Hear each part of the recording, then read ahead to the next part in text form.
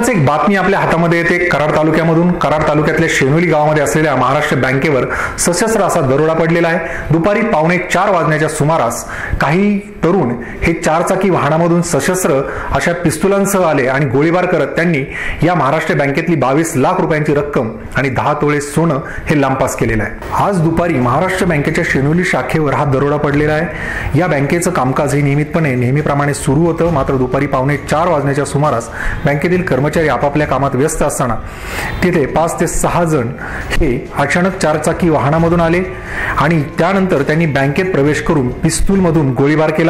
भिंतीवर गोळीबार करत त्यांनी बँकेच्या अधिकाऱ्यांसह कर्मचारी आणि ग्राहकांना बँकेतील सेफ रूम मध्ये कोंडून घेतलं।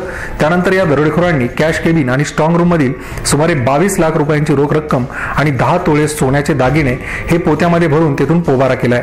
तेथून जात असताना दरोडेखोरांनी कर्मचाऱ्यांचे आणि ग्राहकांचे 5 मोबाईल देखील घेऊन गेले आहेत। भर दुपारी बँकेवर पडलेल्या दरोड्यामुळे परिसरात खळबळ उडाली आहे। घटनेची माहिती मिळताच डीवायएसपी नवनाथ ढवळे यांच्यासह पोलीस निरीक्षक अशोक क्षीरसागर हे घटनास्थळी पोहोचले।